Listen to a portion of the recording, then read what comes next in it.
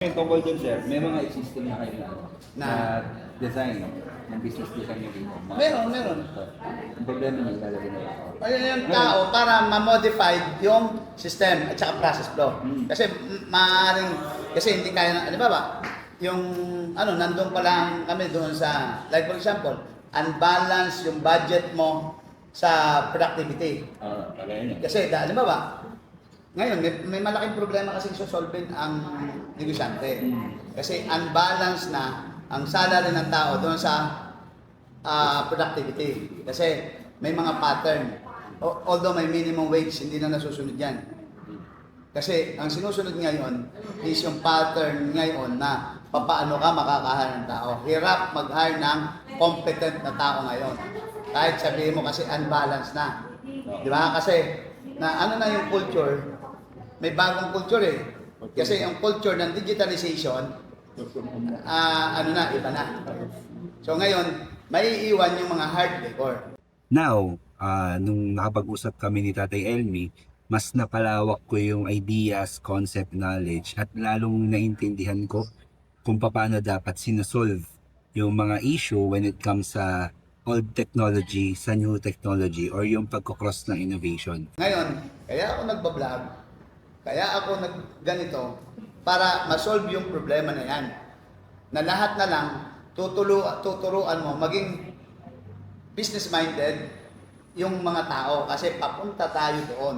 Kasi kung hindi ka business-minded, may stuck ka. Kasi yung papasweldo sa'yo, walang kukuha kasi hindi ka competent. Kasi ang hahabulin mo lang, malaking sweldo eh. Pero, valued ka ba? Kasi pagbabatayan mo ngayon, 1,000 yung kita dapat ang workers na marunong magmotor kasi ang pattern is Lazada, Shopee. 3 hours lang. Ano ang analysis mo doon?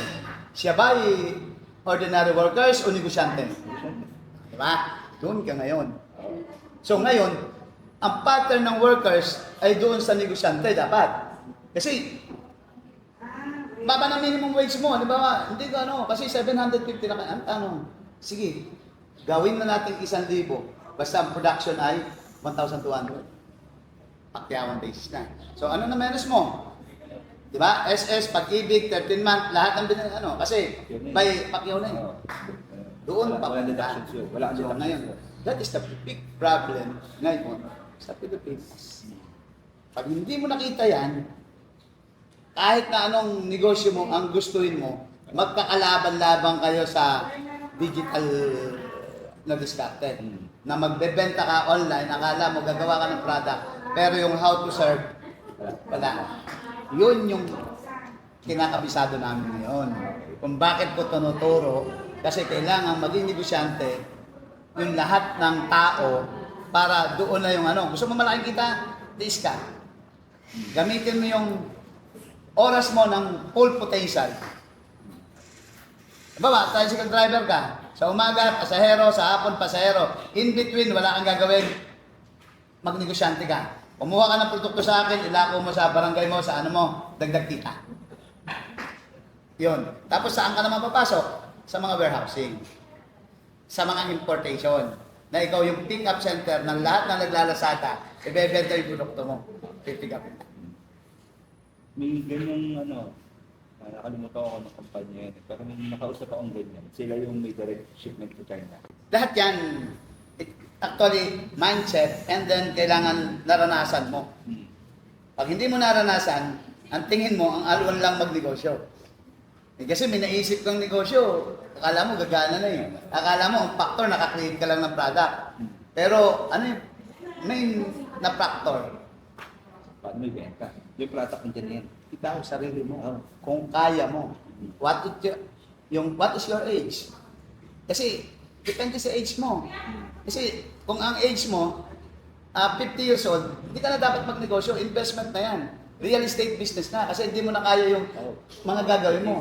Di ba? Kung mag-i-start ka ng business, ng 35 years old, dapat stable na. Na-practice mo na yan. Alam mo na yung doon sa kampanya mong pinanggalingan. Kasi ang trial and error is 20 to 30. Doon dapat, Doon dapat wala ka pang anak, wala ka pang kasi kaya mo pang magtiis ng kulang ang sweldo mo. Pero pag may obligation ka na, kasi what is your purpose? Your purpose kaya ka nag-business is gumaang ang buhay mo doon sa pamilya mo. Eh kung mapapabayaan mo yung pamilya mo. So maraming ano. O yan ngayon ang problema ko. Yung top level management. Kaya nga, system, nasubukan ko na yan, hindi gumana. Kasi kahit nga buong team na yung pinaupo ko eh. Kasi hindi alam Hindi nila alam patakbo eh. patakboy yung negosyo. Akala nila, corporate, o meron kang 30 days budget. Eh, samantala, yung benta namin ngayon, binibili na rin namin ngayon. Sa trading, di ba? Yung makukolekta namin pera, ngayon, deal ko na ngayon yun.